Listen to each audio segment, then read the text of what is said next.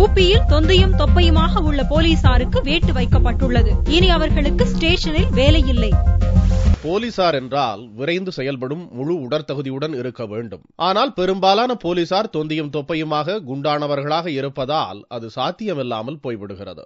இவர்களால் சுறுசுறுப்பாக இருக்க முடியவில்லை என்பதை விட சோம்பேறிகளாகவே மாறிவிடுகின்றனர். இந்த நிலையை மாற்ற ஊபி அரசு அதிரடி நடவடிக்கை எடுத்துள்ளது.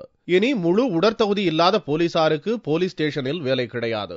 தொந்தியும் தொப்பையுமாக குண்டாக இருப்பவர்கள் அலுவலக பணிக்கு மாற்றிவிட உத்தரவு பிறப்பிக்கப்பட்டுள்ளது. முதல் கட்டமாக தலைநகர் லக்னோவில் இது அமல்படுத்தப்பட்டுள்ளது. जो अनफिट लोग हैं उनको फील्ड ड्यूटी में नहीं लगाया जा रहा है. हमारे पास कार्यालय में तमाम जगह है, तो फील्ड ड्यूटी में थानों में वही लोग लगाए जाएंगे जो फिट होंगे, मेंटली फिट हों और फिजिकली फिट हों. उन्हीं को थानों की जिम्मेदारी दी जाएगी. जैसे कुछ सिपाही हैं जिनकी टोन ज्यादा दिखती है तो उनके फिटनेस के लिए तो उनको धीरे-धीरे थाने उनको मौका दिया जाएगा. यदि थाने में अपने फिटनेस मेंटेन कर पाएंगे ठीक है, नहीं तो उनकी जैसो थाने से ड्यूटी हटा के ऑफिसर्स में ड्यूटी लगा दी जाएगी. ஏற்கனவே விஐபிக்கள் மற்றும் உயர் அதிகாரிகளின் பாதுகாப்புக்கு ஏராளமான போலீசார் ஒதுக்க வேண்டிய நிலையில் போலீஸ் நிலையத்தில் பணியாற்றுவோர் முழு உடல் தகுதியுடன் இருப்பது அவசியமாகிறது.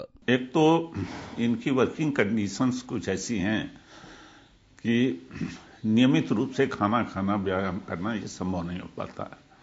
एक कारण तो ये हो सकता है, लेकिन इसके बाद भी एक मानसिकता की भी बात होती है. अगर आदमी अपनी लाइफ स्टाइल उस तरह से बनाए तो ऐसा नहीं है कि वो उस पर नियंत्रण नहीं कर सकता. बहुत से अधिकारी ऐसे हैं जो बिल्कुल फिट हैं और बहुत काम भी करते हैं, खूब काम करते हैं.